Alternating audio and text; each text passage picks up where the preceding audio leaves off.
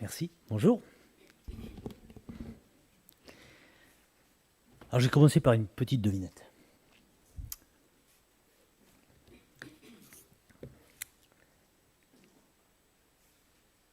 Si ça marche. Heureusement que je ne vous l'envoie pas par mail. Est-ce que vous connaissez cet escalier? Est-ce que vous reconnaissez cet escalier? Et pourtant, je suis sûr que certains d'entre vous l'ont déjà vu. Alors, peut-être pas en vrai, mais certains l'ont vu. Pas d'idée? Regarde bien à gauche.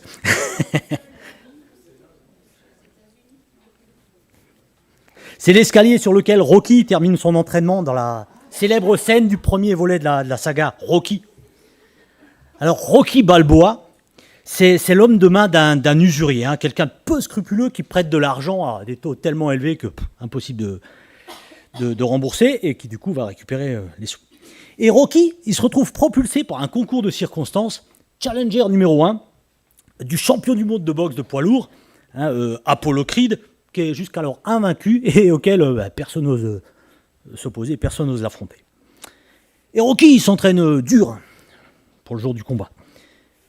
Bon, Rocky, c'est un boxeur de seconde zone. Il fait ça en loisir. Sa maman a eu une place. Et puis, il est inconnu du grand public. Et il se sait nettement moins fort que Apollo Creed, que le champion du monde. Mais il se fixe comme objectif de tenir la distance. De tenir jusqu'au bout du combat. D'aller jusqu'à la fin du match. C'est 15 rounds. Et il y arrivera. Il tiendra bon jusqu'au bout, jusqu'au gong final. Ce qui lui ouvrira bien des portes par la suite. Et qui lui donnera l'espoir d'un futur bien meilleur dans cette ville plombée par une misère économique et sociale. Alors vous vous demandez peut-être pourquoi moi je vous parle de Rocky, pourquoi je vous fais un résumé du film ce matin. Je ne pense pas que vous soyez venus pour ça. Mais vous vous souvenez peut-être en revanche que la semaine dernière, Marc a annoncé qu'on allait continuer à parcourir les lettres envoyées par l'apôtre Jean aux 7 églises et qu'on trouve dans le livre de l'Apocalypse. Eh bien, cet escalier dont je vous parlais tout à l'heure, et qui a d'ailleurs beaucoup gagné en notoriété depuis qu'on y a installé une statue du boxeur, cet escalier se trouve devant le musée d'art de la ville de Philadelphie. Et Philadelphie, c'est une ville dans laquelle une des 7 lettres a été envoyée. Et c'est celle à laquelle on va s'intéresser ce matin.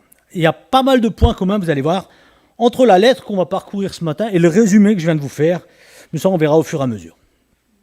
Alors c'est vrai, il ne s'agit pas de la même ville de Philadelphie. Celle du film se trouve aux États-Unis, en Pennsylvanie, tandis que celle qui nous intéressera ce matin se trouve dans une région côtière d'Asie mineure, la Lydie. Aujourd'hui, c'est une ville qui a été rebaptisée Alaşehir et qui se trouve en Turquie, dans la région de l'Anatolie, si ça peut vous aider à mieux la situer.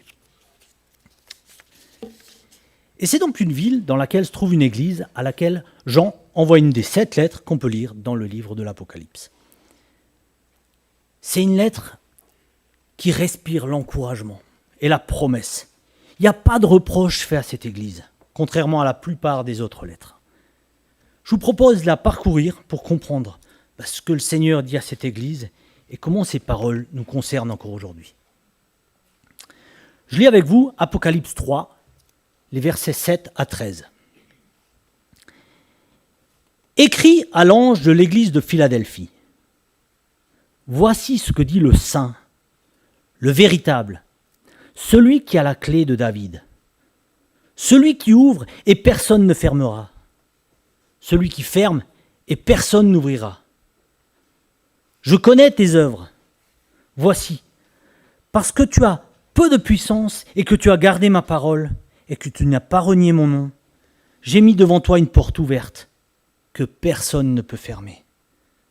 Voici, je te donne de ceux de la synagogue de Satan qui se disent juifs et ne le sont pas, mais qui mentent. Voici, je les ferai venir se prosterner à tes pieds et connaître que je t'ai aimé. Parce que tu as gardé la parole de la persévérance en moi, je te garderai aussi à l'heure de la tentation qui va venir sur le monde entier pour éprouver les habitants de la terre. Je viens bientôt. Retiens ce que tu as afin que personne ne prenne ta couronne. Celui qui vaincra, je ferai de lui une colonne dans le temple de mon Dieu, et il n'en sortira plus. J'écrirai sur lui le nom de mon Dieu, et le nom de la ville de mon Dieu, de la nouvelle Jérusalem qui descend du ciel d'auprès de mon Dieu, et mon nom nouveau. Que celui qui a des oreilles entende ce que l'Esprit dit aux églises. La lettre commence très fort, hein. L'auteur de cette lettre s'annonce lui-même comme le saint, le véritable. Alors dans plusieurs des lettres précédentes, et celles qu'on verra en continuant cette étude, il se présente en utilisant des descriptions tirées de la vision que Jean a reçue. Par exemple, celui qui tient les 7 étoiles dans sa main droite pour la lettre à Éphèse, ou encore celui qui tient l'épée aiguisée à double tranchant dans la lettre à Pergame. Et la façon dont il se présente, dont il parle de lui-même, donne le ton de la lettre. Mais ici, le Seigneur s'identifie différemment. Ce qu'il dit ne provient pas de ce que Jean a vu. Il s'identifie par des caractéristiques qui lui sont propres. Voici ce que dit le Saint, le véritable. Dans l'Ancien Testament, Saint, c'est un titre réservé à l'Éternel. On le voit dans de nombreux exemples, 2 Rois, Job, les psaumes, Habakkuk, j'aurais pu en citer plein. Parce que dans sa nature propre, dans sa nature intrinsèque, c'est le seul qui est sans tache. C'est le seul qui est sans défaut et qui possède la sainteté absolue. Le prophète Ésaïe écrit que des séraphins, s'adressant l'un à l'autre, proclamaient « Saint, Saint, Saint est le Seigneur des armées célestes. Toute la terre est pleine de sa gloire. » Ésaïe 6, verset 3. Et dans un verset très proche, les êtres vivants autour du trône, dans Apocalypse 4, verset 8, disent quasiment la même chose. Dans le Nouveau Testament, Jésus est appelé Saint, dans Hébreux 7, verset 26.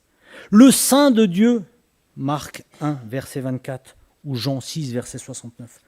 Le Saint et le Juste, Acte 3, verset 14.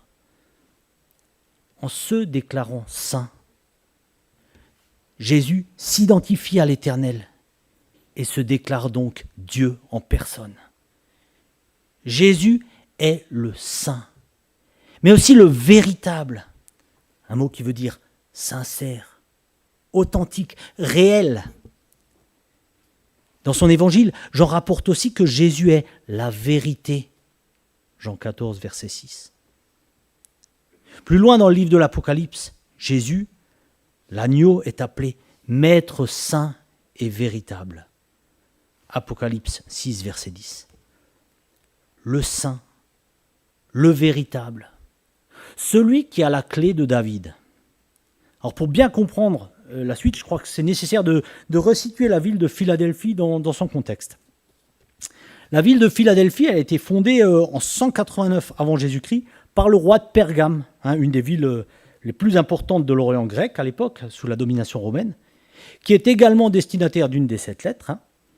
Et le roi de Pergame, qui fonde cette ville, la nomme ainsi en l'honneur de son frère. Et Philadelphie, ça signifie littéralement « qui aime son frère ». Dans Romains 12, verset 10, Paul nous encourage aussi à pratiquer l'amour fraternel. Par amour fraternel, soyez pleins d'affection les uns pour les autres et rivalisez d'estime réciproque. Ça, c'était une des caractéristiques de cette église. La ville de Philadelphie, donc, contrôlait l'une des principales routes transcontinentales de l'époque, celle qui reliait l'Europe à l'Orient. Elle était en quelque sorte la porte, le passage d'un continent vers l'autre. Au-delà de Philadelphie, on débouchait sur des régions sauvages de la Phrygie avec des tribus barbares.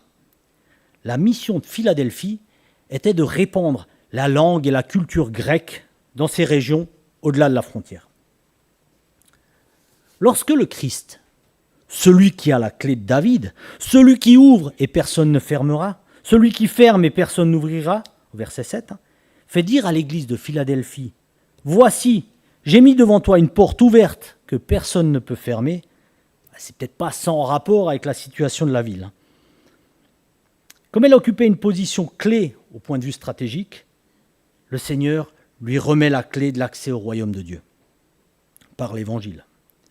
Comme cette ville devait répandre la culture grecque dans les contrées barbares, de même, l'Église de Philadelphie, l'Église en général, doit répandre l'Évangile et la manière de vivre chrétienne parmi ceux qui vivent encore dans les ténèbres. Mais alors comment est-ce qu'il faut comprendre cette expression, la clé de David ? Dans Ésaïe 22, versets 20 à 24, Eliakim doit être investi de la fonction de maître du palais. Alors, le maître du palais, c'est la plus haute fonction après celle du roi, comme Joseph à l'époque en son temps. Et comme signe de sa fonction, il porte sur son épaule la clé de la maison de David. À partir de là, il peut aller partout dans le palais. Et quand il ouvre, nul ne refermera. Et quand il fermera, personne n'ouvrira, nous dit le verset 22. Ouvrir et fermer quoi ? L'entrée à la maison de David, le royaume de Dieu. Dans quel but ? Les portes sont ouvertes, dit Ésaïe, afin que la nation qui est juste et qui demeure fidèle puisse entrer. Chapitre 26, verset 2. Afin que le faible, le méprisé, l'étranger converti, ceux qui respectent ce qui est agréable à Dieu, reçoivent dans ma maison et à l'intérieur de mes murs un monument et un nom.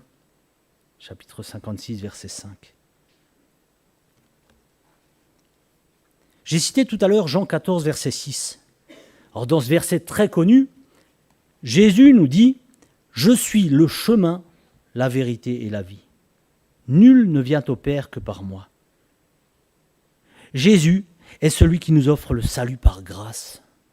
Il est le seul moyen qui nous permet d'entrer dans le royaume de Dieu. Il est celui qui contrôle l'accès au royaume de Dieu. Il en possède la clé. Il peut ouvrir ou fermer à volonté. Il est la clé. La clé de la maison de David représente l'autorité de Christ pour ouvrir la porte de l'invitation à son royaume. La porte ouverte et que personne ne peut refermer, c'est le salut assuré. Mais une fois que la porte est fermée, personne ne peut l'ouvrir. Le jugement est certain. Cette clé, elle représente également l'autorité royale. En affirmant qu'il a la clé de David, Jésus rappelle aussi qu'il détient le pouvoir souverain sur le royaume de Dieu. Ça nous assure que Jésus contrôle les événements de nos vies et les portes qui s'ouvrent ou se ferment parfois. Christ dit encore à l'église de Philadelphie, « Je connais tes œuvres. » Alors, il n'en est rien dit de ses œuvres, mais lui, il les connaît. Comme toutes les églises, celle de Philadelphie est imparfaite. Pourtant, Jésus n'a que des éloges à lui faire. Philadelphie et Smyrne, dont Marc avait parlé, sont les deux seules églises auxquelles le Seigneur n'adresse aucun reproche. Est-ce que vous vous souvenez, est-ce que vous vous rappelez de ce qui s'est passé dans cette région du monde le 6 février 2023 ? La Turquie a été frappée par un séisme de très forte magnitude et qui a causé très importants dégâts, de très nombreuses victimes, je crois plus de 5000 morts. Et plusieurs villes détruites plus ou moins gravement. C'est le cas tous les 100 à 200 ans. Et la ville de Philadelphie se trouvait justement en Anatolie, dans cette région du monde avec une forte activité sismique. Et elle a été plusieurs fois entièrement détruite par des séismes importants.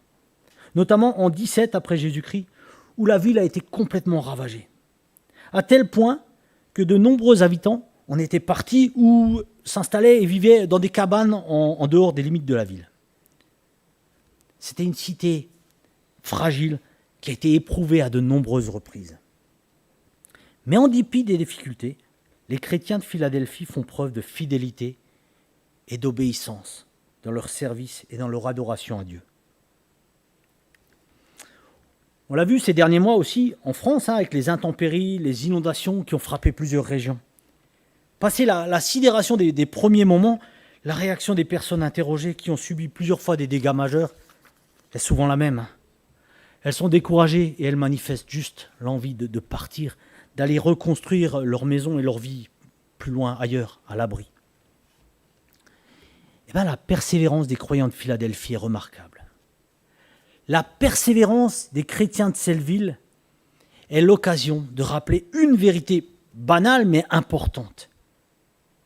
L'Église, ce n'est pas seulement un endroit réservé à ceux qui aiment se retrouver quand tout va bien, ou pour ceux qui sont juste religieux dans l'âme, aux gens bien, aux gens en bonne forme, de bonnes conditions. Non. L'Église, c'est plutôt une sorte de refuge. Une maison de santé ouverte à quiconque se sait spirituellement et moralement fragile. C'est aussi un lieu de communion pour ceux qui sont conscients de leurs défauts, de leurs péchés, de leur culpabilité, et qui sentent le besoin du pardon de Jésus, qui aspirent à s'approcher de Dieu et à s'améliorer en comptant sur sa grâce. Dieu n'attend pas que nous soyons forts, que nous soyons les plus forts.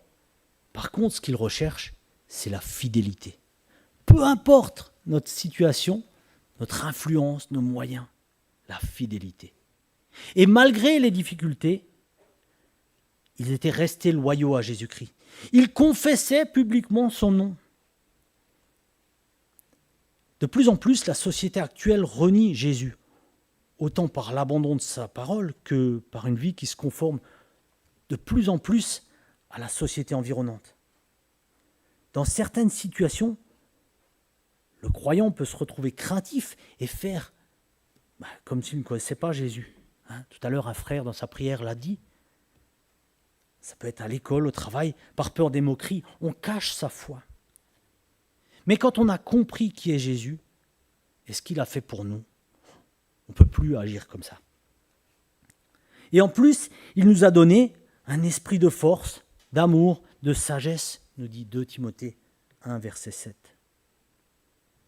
Si nous gardons la parole de Dieu et restons fidèles à Jésus, il nous ouvrira des portes que personne ne pourra plus jamais fermer. Luc 11, verset 28 nous dit « Heureux ceux qui écoutent la parole de Dieu et qui la gardent. » C'est la promesse qu'il a faite ici aux chrétiens de Philadelphie. « J'ai mis devant toi une porte ouverte que personne ne peut fermer. » Christ poursuit en disant « Voici, je te donne de ceux de la synagogue de Satan qui se disent juifs et ne le sont pas, mais qui mentent. Voici, je les ferai venir se prosterner à tes pieds et connaître que je t'ai aimé. » En disant ça, il fait référence aux opposants religieux qui persécutaient cette Église. Le Seigneur Jésus a condamné le légalisme juif. Je lis Matthieu 23, verset 13. « Malheur à vous, scribes et pharisiens hypocrites, parce que vous fermez aux hommes le royaume des cieux, vous n'y entrerez pas vous-même, et vous n'y laissez pas entrer ceux qui veulent entrer. » Il a en revanche donné à l'Église cette autorité d'ouvrir les portes lorsqu'il s'est adressé à son disciple. Et je lis Matthieu 16, versets 18 à 19. « Et moi, je te dis que tu es Pierre, et sur cette pierre, je bâtirai mon Église, et les portes du séjour des morts ne prévaudront point contre elle. Je te donnerai les clés du royaume des cieux. » Jésus promet que leurs opposants reconnaîtront un jour qu'ils étaient dans l'erreur. Cette promesse, c'est une parole d'encouragement pour nous aujourd'hui et pour tous ceux qui souffrent d'opposition, de critique, ceux qui n'osent pas. L'apôtre Paul confirme cette idée dans son épître aux Romains lorsqu'il écrit « Ainsi j'ai un vif désir de vous annoncer aussi l'Évangile, car je n'ai point honte de l'Évangile. C'est une puissance de Dieu pour le salut de quiconque croit. Dieu défendra toujours ses enfants et sa justice divine finira par triompher. On est dans l'équipe du vainqueur. Nous pouvons avoir l'assurance que même si nous faisons face à des critiques ou des persécutions, Dieu est avec nous. Il nous aime. Jésus dit ensuite « Parce que tu as gardé la parole de la persévérance en moi, je te garderai aussi à l'heure de la tentation qui va venir sur le monde entier, pour éprouver les habitants de la terre. Ce passage annonce qu'il y aura des périodes de grandes difficultés pour tout le monde, pour tous les habitants de la terre. Marc nous avait déjà parlé des tribulations la semaine dernière. Selon certains et la compréhension qu'on peut avoir de ces textes prophétiques, « je te garderai à l'heure de la tentation » signifie que les croyants authentiques en seront épargnés. D'autres pensent que l'Église traversera aussi ce temps de persécution et de grande épreuve, mais que Dieu la fortifiera pour qu'elle puisse tenir ferme. D'autres encore comprennent que ce passage renvoie au temps de grande détresse en général et aux souffrances de l'Église à travers les époques, à travers les âges. Mais ce qui importe, c'est que Jésus promet à tous ceux qui gardent sa parole qu'il les protégera, qu'il sera avec eux. Ça ne signifie pas forcément que tous vont être exemptés des épreuves, mais plutôt qu'ils seront préservés spirituellement, en restant fermes, en restant intacts dans leur foi, qu'ils vont avoir la force de tenir bon jusqu'au bout. Quoi qu'il en soit, et quels que soient les événements auxquels nous aurons à faire face, continuons à obéir à Dieu, à lui faire confiance avec persévérance. Tous ceux qui appartiennent au Messie sont appelés à imiter son exemple de persévérance, dès aujourd'hui, dans cette période d'épreuve des derniers jours, et jusqu'à son retour. Je lis 1 Pierre 2, les versets 20 et 21.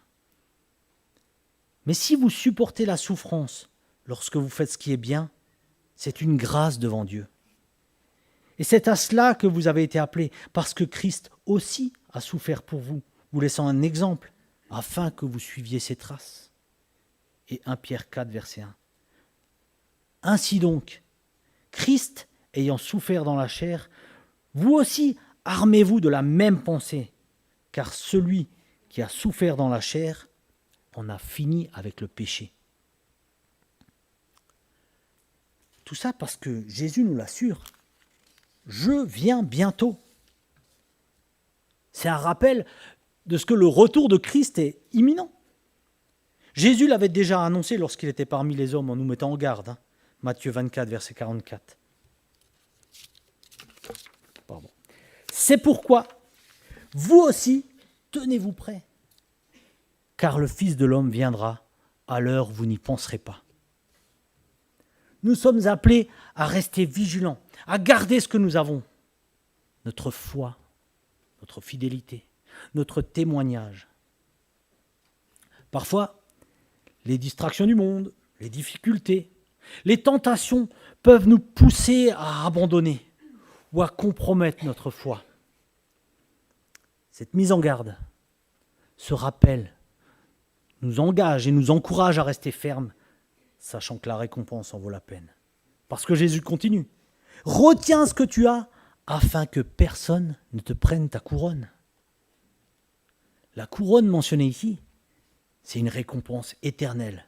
Une place au ciel avec Christ pour ceux qui persévèrent jusqu'au bout. Ceux qui ne se coucheront pas, ceux qui ne jetteront pas l'éponge avant le gong final. L'apôtre Paul donne à Timothée dans sa toute dernière lettre les mêmes conseils utiles pour rester solidement ancré dans sa vie et dans le service chrétien et supporter la souffrance dans les jours difficiles à venir.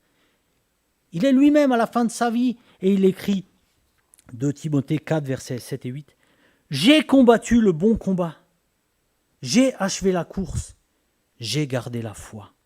Désormais, la couronne de justice m'est réservée. Le Seigneur, le juste juge, me la donnera dans ce jour-là. Et non seulement à moi, mais encore à tous ceux qui auront aimé son avènement. » La course était pour lui achevée. La récompense était acquise. Les sportifs savent qu'une compétition n'est jamais gagnée avant la ligne d'arrivée. Abandonner ou se laisser dépasser dans les derniers mètres, c'est prendre le risque d'avoir tout perdu. Avec le prix.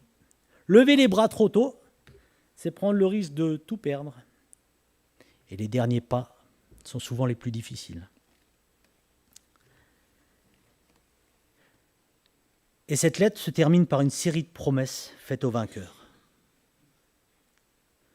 Celui qui vaincra, je ferai de lui une colonne dans mon temple, dans le temple de mon Dieu, et il n'en sortira plus. J'écrirai sur lui le nom de mon Dieu et le nom de la ville de mon Dieu, de la nouvelle Jérusalem qui descend du ciel d'auprès de mon Dieu, et mon nom nouveau. Alors, Philadelphie, c'était une ville dans laquelle tellement de temples avaient été construits pour honorer différentes divinités qu'on la surnommait la Petite Athènes. Et la ville honorait les personnes qui s'étaient distinguées en faisant des choses importantes ou remarquables pour elles, en gravant leur nom sur des piliers, afin que tous ceux qui viennent adorer dans les temples puissent les voir et se souviennent de ces personnes. Ici, le Christ promet au vainqueur de faire de lui une colonne dans son temple.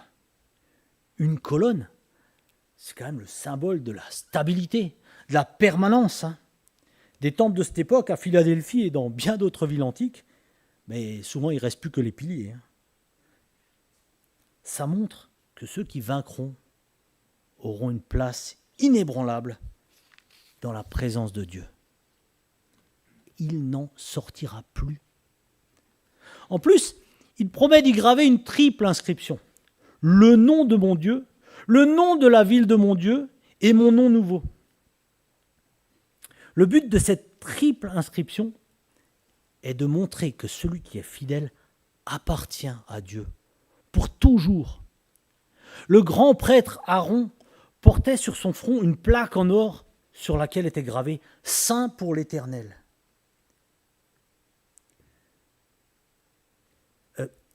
Cette triple inscription permet aussi de montrer qu'il est un citoyen de la Nouvelle Jérusalem. La Nouvelle Jérusalem, c'est la future résidence du peuple de Dieu dans le royaume éternel de Dieu. Je lis Apocalypse 21, verset 2. « Et je vis descendre du ciel, d'auprès de Dieu, la ville sainte, la Nouvelle Jérusalem, préparée comme une épouse qui s'est parée pour son époux. » Cette triple inscription montre encore qu'il est relié d'une manière spéciale au Christ lorsqu'il reviendra, son nouveau nom.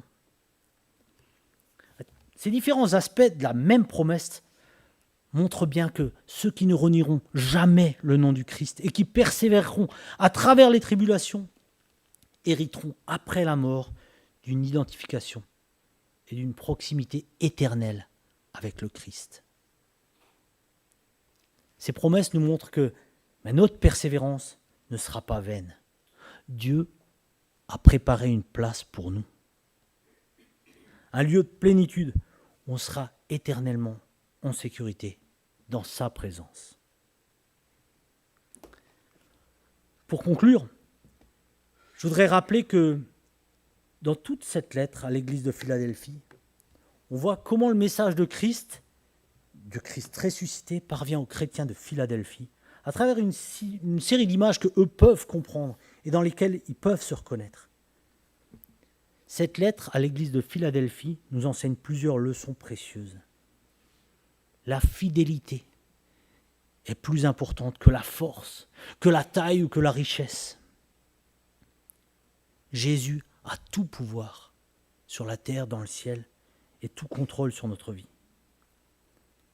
Dieu ouvrira les portes et gardera, protégera ceux qui lui resteront fidèles.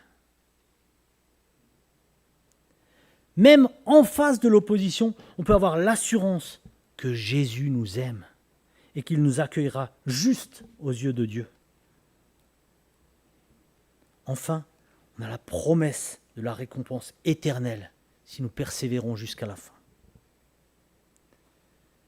Que cette lettre nous encourage à rester fermes dans notre foi, à garder la parole de Dieu et à ne jamais compromettre notre témoignage, parce que Jésus revient bientôt. Amen.